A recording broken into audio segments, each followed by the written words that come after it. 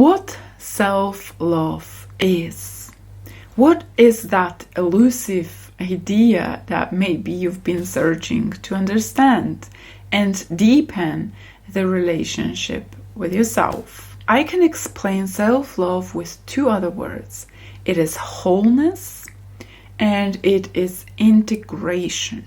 And both of these words, they imply that there are some pieces that were left behind that you need to pick up and collect into something whole.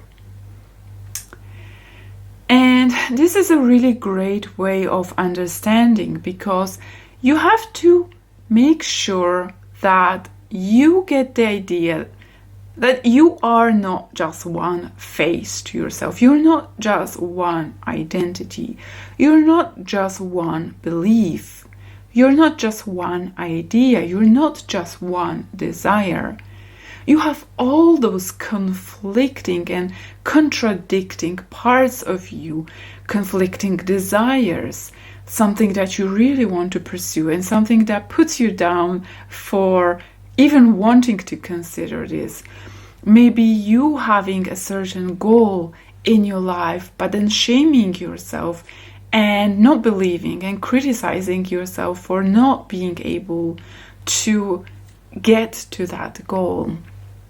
And all those conflicting parts are a result of, well, how we were conditioned and not being accepted fully as our authentic self. And in the younger days of your life, when you were accepted less or more, you left behind a lot of pieces of you that are integral to your being. You left the pieces of truth behind you to conform to other ideas that were more accepted and desired. And this is really important because your relationship with yourself forms based on what you were taught. So probably by this time, you know, if you struggle with self-esteem, self-worth, then it probably stems from your childhood, when you did not feel worthy, you did not feel valued enough in the way you were trying to be authentic. And you squished and squished those parts of you until you no longer were able to express them authentically.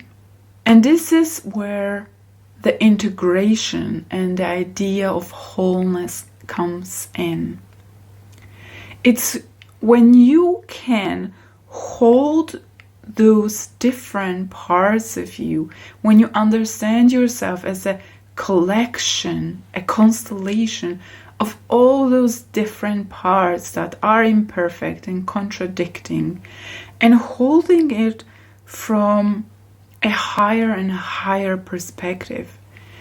It's having this compassionate embrace and curiosity to learn about those parts of you. Where do they come from? And what were they caused by? What do they say to you on a daily basis? How do they argue between one another? And being able to hold them whilst you understand them more and more. And through your loving presence, they will resolve over time. Most of the time, all you have to do is having that compassionate presence that you might want also from the other person when you struggle with someone.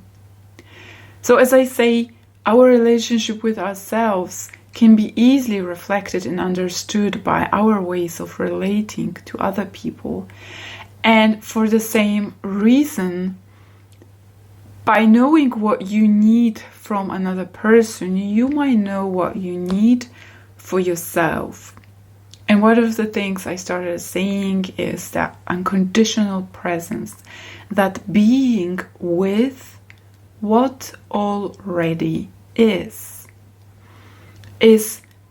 leaving behind the judgment, or maybe even accepting the judgment that you had for yourself as a certain part of your identity, and holding these ideas and those parts of you in that loving embrace, and through that they transcend and transform, and you resolve them into finding a sort of, maybe not even compromise, but a sort of a middle way from those conflicts, those inner conflicts that you've been living, those polarities that have been stretching you in feeling fragmented as opposed to feeling whole.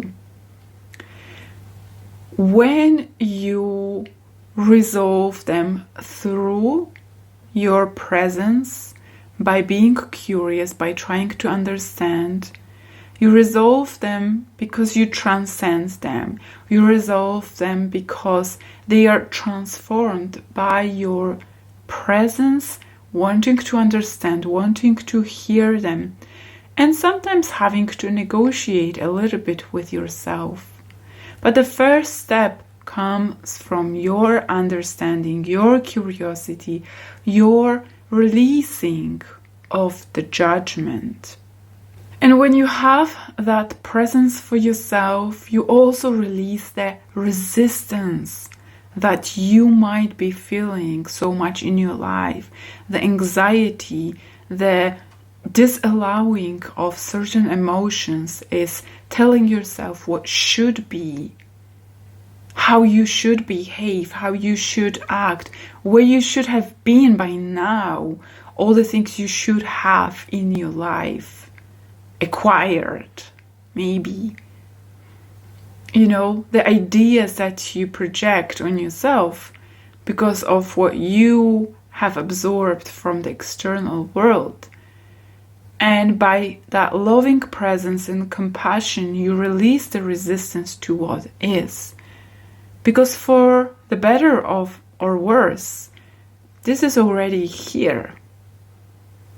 And while you accept these parts of you and accept those feelings of resistance, you can really sigh with relief.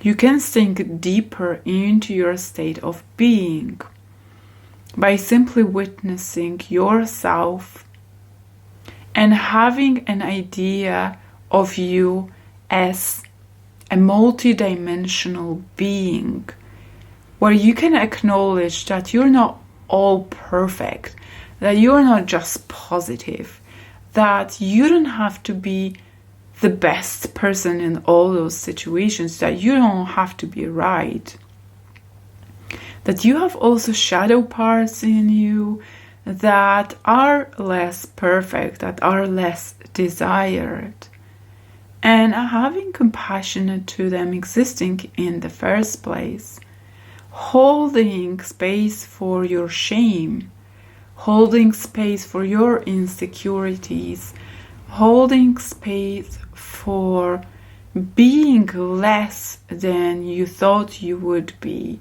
at this time of your life. That's why I speak about self-love as a journey to wholeness and integration. This is an extended in time commitment rather than just a feeling. Having said that, I want to encourage you to maybe journal and think about what kind of pieces you left behind. What might need integrating? What sort of contradictions pull you into all those different directions? And starting with that curiosity and having that presence as you do that, having that compassionate in investigating these ideas in your life, you're already deepening the relationship to yourself. So with all that, I want to encourage you to journal as always, and I will see you in the next video.